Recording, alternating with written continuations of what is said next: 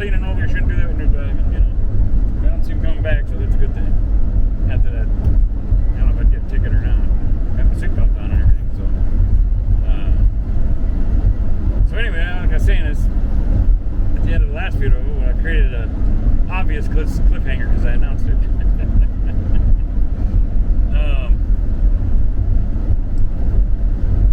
He asked me if I ever you're going to drop these big pine trees and the wind's blowing towards the house. He said, you ever put a tree spikes? I said, no. He said, today's a good day to learn.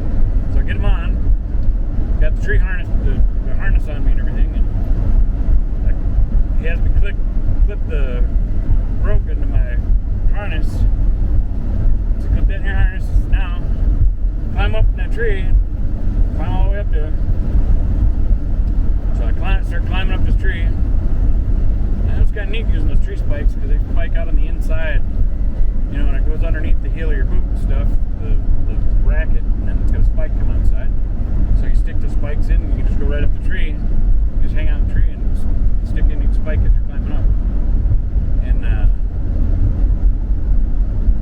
they need to be sharpened a little because they're a little dull, so I had to kind of jam them in a little bit. But which was more training, you know, it's teaching me how to move my legs, get power, kicking it down into plant the spike in the tree, you know.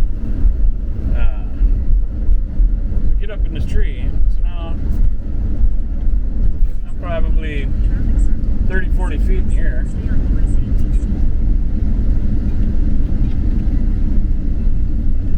Wasn't easy climbing up there, going in between all the branches and stuff. And I'd rather go kind of straight up because you don't want the rope to get all tangly in there, so you can get it out easier. But I didn't know that he was going to have to get it out easier that way. I was about to be surprised. So I get up 30, 40 feet in the tree, and he said, that's good right about there. I'm like, all right. He says, now, I want you to unclip that rope out of your harness. I want you to reach around the tree with it, pull it around the tree, and then click it back in your harness. So I did that. And now that I'm clicked back in with the rope around the tree, he says, now I want you to jump. And I'm like thinking, jump? What's he talking about? And I'm like, no, he wants me to jump. Like, and now I know what he means. He wants me to jump out of this tree. He's got the rope on the other end, and he's got it. You know, he's going to anchor it. But at this point, he's already trained me in martial arts too, you know, about diving and doing tuck rolls or falling, or him flipping me and throwing me and me learning how to land properly. And he had broken bow staffs over me where I'm going to block, or just stand there and let him bust a bow staff over my shoulder or something, you know. So at this point, I've already been through quite a bit with him, and where I'd already gained so much trust with him. You know, I knew he had never had me do anything that had hurt me yet. I mean, yeah, sure, you might get roughed up a little bit, but nothing that major, you know. And but I, you know, loving getting to learn from him and stuff. That I got my own grandmaster. Yeah. He was way more than that. He was my best friend and buddy. But I was in the process of that. I already was getting along really good with him and stuff, but we just really clicked even on the first date. But anyway, I don't want to get sidetracked too much, and work stuck in on me again. So here I am up in this tree, 30, 40 feet in the air. I can see the top of the roof of the houses and stuff, and the wind's blowing. The tree's kind of bowing a little bit, you know. And he's telling me to jump. Well, the problem is that, you know, pine tree, it's got wide branches at the bottom and they get narrower as they go up. Well, I'm wanting to jump out so far. I'm trying to get a little extra slack in there, you know, in the rope, so I can get out far enough. So I'm going to make it past the brush. I don't want to go through the branches on the way down, get all scratched up and stuff. And so I got a foot on each branch. And of course, the branches are skinnier up there, you know, so I'm trying to get ready to jump out, and I can notice the branches are bowing. So if I just push hard quick, the branch might snap, and I might just come down through the branches and get all scratched up. So my plan is I'm going to get out away from this tree, and I'm I'm bailing. I'm going to bail it because I'm trusting him down there, you know. I think he was probably pretty impressed with me that I jumped out from the tree so far. It was intense though, man. But I just figured, well, I trust him. He's never given me a reason not to trust him, you know. And we've already been through quite a bit together. So I'm like bouncing, trying to time it, you know, as he's like a trampoline. These little branches are going, and I'm like 1, 2, and he's hollering. I said jump. I said, I know, I'm trying. You know, so he's barking at me, and I'm like trying to time it right now. Him barking at me is throwing up my concentration because I'm trying to get it right on the right timing. So right as I'm going out, I can just launch, you know. So I'm bouncing, and he's like, I said jump, and I said, I know, I'm trying. And I got like 3 more time to time it each time to get the bounce a little bit further. And then finally I just, I shot out of that tree. And man, oh man, as I come out of the tree, I just started going straight for the ground. And I can, like, it was just all like in slow motion, man. I can hear the rope going around the tree as I'm going down. I can hear it going, you know, through the branches and stuff. And as I'm coming to the ground, he's got the rope, you know, going around like his button up over his leg, which that's what you do to anchor it, you know, for braking, you know, putting a brake on, not braking stuff. I don't want to get nothing for it. But then right as I'm coming to the ground, I was going fast, man. I was just picking up speed, and I know he had, looking back at it, he had total control, but he was letting me come down fast, and then he's going to slow me down at the last little bit, you know, rather than just having me come down slow, which he did it perfect, because if he would have had me come down slow, I would have swung back into the tree and the branches. So he seen me jump out. He let me go shoo all the way towards the ground, but as I'm going out further from the tree, he just let that slack go. So then as I started coming closer to the ground, swinging back in towards the tree, he starts applying the brake. And then I just slowed right down and I landed on my feet on the ground, nice and gentle. And he's got a big smile on his face, and I'm all, you know, adrenaline up, you know, because I'm jumping out of a tree from 3 stories or so in the air. And he smiles at me, and I said to him, I look at him and I'm like, that was really cool. Can I do it again? And when I said, can I do it again? He's like, unclick that harness. So I don't know if he was like, what he was expecting, like if I was going to be freaked out or be complaining about how scary it was or whatever.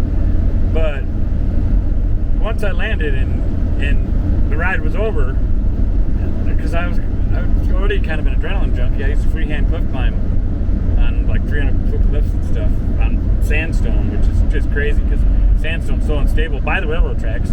So from vibration from trains and everything, it makes everything weak. So every time you grab something, you got to pull and yank on it. This was just my own philosophy rather than just grab, oh, that's solid. Because there's times I grab and I'd pull and yank on it to make sure it was solid, and I'd rip away a chunk of rock or something, you know. And I'm like, oh boy, I'm glad I didn't trust that one, you know. And but yeah, I did freehand cliff climbing without ropes. Yeah, young and stupid, and like the adrenaline rush. But so yeah, so when I was like, that was cool. Can I do it again? He was a little bit shocked to think that I wanted to do it again right away, but we had work to get done anyway, and he's like, unclick that harness. Well, then we just unclick the harness, click the harness to the rope, and then go out from the tree, just pull it, and then it slides right up like a noose up tight on the tree. Well, then we took that rope and tied it to the hooks on his little 4x4 pickup. It was a small one, little truck, not a big one. But, you know, strong enough for that pine tree that, you know, if a wind gust came, odds are it's not going to pull that truck along with the tree into the house, you know. So we knew that when we're dropping it, we got it tightened off in the distance, so if a wind gust does come while we're right getting to the braking point, it's not going to, the wind gust ain't going to blow it back into the house, you know. So then, yeah, then we dropped that first tree. Then once it hit the ground, he just, on the ground, then you don't have to cut the branches while he's climbing. He just walked along it and started buzzing the branches down one side, down the other side. I mean, he was super fast. He was amazing watching him trim trees. You can tell he's done it for a lot of years. Now when I look at other tree trimmers, man, ain't nobody moved like he did, man. Cutting trees, he could do it so fast. It was just amazing. But plus because he's a karate master, you know, so he's got his own technique and idea into it or whatever. But yeah, they sipped off all the branches and they just cut it into 6-8 foot sections, and that's when I got the next surprise. And I'm looking at him and I'm like, I wonder why he's only doing a couple cuts in these logs. Well, I found out. Stack those logs over there. Boy, was that some good training. I felt it in my upper chest, pushing them things and flipping them end over end. That was all good training. Boy, you know when I first started tree trimming with him, oh, my muscles, my arms hurt so bad. I was working with him and his son. And, oh man, all the logs, then they were getting corded, you know, into, 16, 18 inch logs and stuff that were tossed into a truck or stacking for the customer or whatever. Man, my arms hurt so bad, I wanted to just cry and go home. I wanted to quit. I wanted to quit, cry, and go home, man. Or quit, go home and cry. Because I wouldn't want to cry in front of people. And now I do it on camera. So, but thing is even though my arms hurt so bad, I met him as a karate master and spent 12 or 16 hours with him the first day I met him. It just clicked. Well, then he decided, from getting to know him there, after visiting him a couple times, he asked me if I want to make a few bucks, come do some tree trimming with him, be a ground guy, and he'd pay me, and we could spend some more time together, and and then I could start learning from him all that other stuff, and yet I'm making money.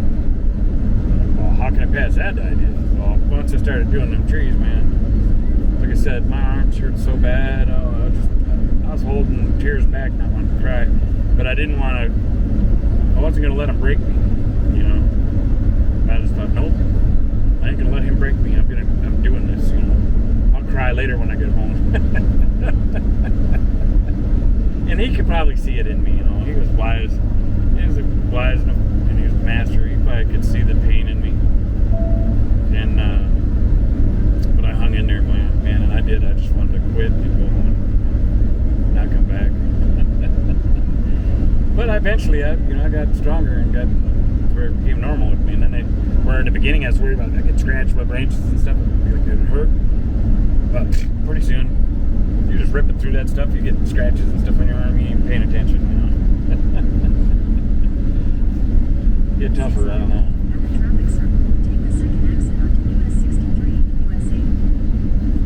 I miss that man. Yeah, in the beginning of tree trimming with him, because he didn't memorize my name yet, so he'd call me Maynard. Apparently, all the new guys get called Maynard until he learns the name. And so I went from Maynard. So, and because he didn't have my name down yet, he was a little slow at getting my name.